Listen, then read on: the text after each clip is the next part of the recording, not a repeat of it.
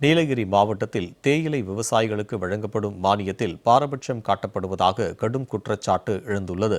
விளம்பர திமுக ஆட்சியின் முதலமைச்சர் அறிவித்த ₹2 மானியம் குறிப்பிட்ட சிலருக்கு மட்டுமே கிடைப்பதாக விவசாயிகள் வேதனை தெரிவித்துள்ளனர். இதுகுறித்து விவரிக்கிறது இந்த செய்தி தொகுப்பு.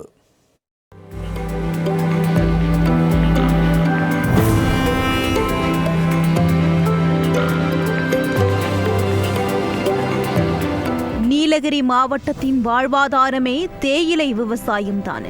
இங்கு சுமார் 1,50,000 ஹெக்டேர் பரப்பளவில் தேயிலை சாகுபடியில் ஈடுபட்டுள்ள 70,000 விவசாயிகள் மாவட்டத்தில் உள்ள 150க்கும் மேற்பட்ட தேயிலை தொழிற்சாலைகளுக்கு பசுந்தேயிலை வழங்கி வருகிறார்கள். கடந்த 10 ஆண்டுகளுக்கும் மேலாக போதிய விலை கிடைக்காததால் தேயிலை விவசாயிகள் கடும் நஷ்டத்தை சந்தித்து வரும் சூழலில் தற்போது 1 கிலோ பசுந்தேயிலை ₹14 முதல் ₹18 வரை மட்டுமே கொள்முதல் செய்யப்படுகிறது.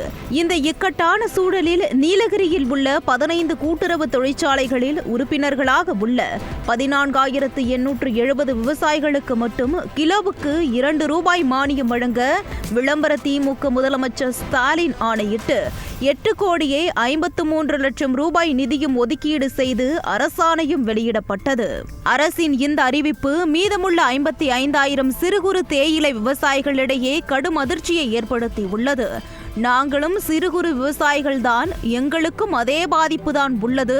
அப்படி இருக்கையில் கூட்டுறவு தொழிற்சாலைகளுக்கு தேயிலை தருபவர்களுக்கு மட்டும் மானியம் வழங்குவது எந்த விதத்தில் நியாயம் என்று அவர்கள் கேள்வி எழுப்புகின்றனர்.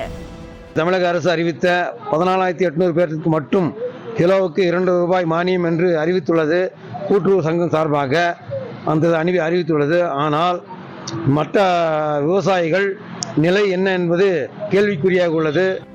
நீலகிரியில் உள்ள மொத்த தேயிலை விவசாயிகளில் சுமார் 20% மட்டுமே கூட்டுறவு தொழிற்சாலைகளுக்கு தேயிலை வழங்கும் சூழலில் 80% விவசாயிகள் தனியார் தொழிற்சாலைகளை நம்பியே உள்ளனர். தற்போது அறிவிக்கப்பட்டுள்ள ₹2 மானியம் என்பது மிகச்சிறிய தொகையாக இருந்தாலும் அதுவும் குறிப்பிட்ட சிலருக்கு மட்டுமே கிடைப்பது எங்களை பொருளாதார ரீதியாக மேலும் பாதிக்கும் என்றே விவசாயிகள் வேதனை தெரிவிக்கின்றனர். தமிழக அரசு சுமார் ஒரு 14,800 பேருக்கு மட்டும் ₹8 கோடி தேயிலை தொழிற்சாலையில் உள்ளவர்கள் கோஆபரேட்டிவ் தேயிலை தொழிற்சாலைகளுக்கு மானியமாக வழங்கியிருக்காங்க. ஆனால் 70,000க்கும் மேற்பட்ட விவசாயிகள் இருக்காங்க. இதை நம்பி இன்றைக்கி தேயிலை விளைவிப்பு பார்த்திங்கன்னா ரொம்ப வீழ்ச்சியில் இருக்குது.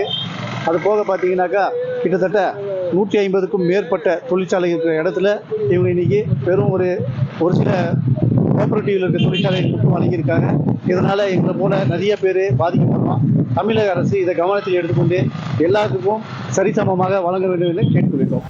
இதற்கிடையே நஞ்சநாடு கூட்டுறவு தொழிற்சாலையில் உறுப்பினர்களாக உள்ள 2,000க்கும் மேற்பட்ட விவசாயிகளுக்கு கடந்த 8 மாதங்களாக வழங்க வேண்டிய ₹43 லட்சம் நிலுவைத் தொகை இன்னும் வழங்கப்படவில்லை என்ற குற்றச்சாட்டும் எழுந்துள்ளது. பழைய பாக்கியே இன்னும் எங்கள் கைகளுக்கு வராத போது இந்த ₹2 மானியத்தால் எங்களுக்கு என்ன பயன் கிடைத்துவிடப் போகிறது என அப்பகுதி விவசாயிகள் ஆவேசமாக தெரிவிக்கின்றனர். அனைத்து தேயிலை விவசாயிகளையும் சமமாக பாவித்து அரசு மானியம் வழங்க வேண்டும் என்பதே மலை மாவட்ட மக்களின் பிரதான கோரிக்கையாக இருக்கும் சூழலில் விளம்பர அரசு இவ்விவகாரத்தில் உரிய தீர்வு காணுமா என்பதை பொறுத்திருந்துதான் பார்க்க வேண்டும்.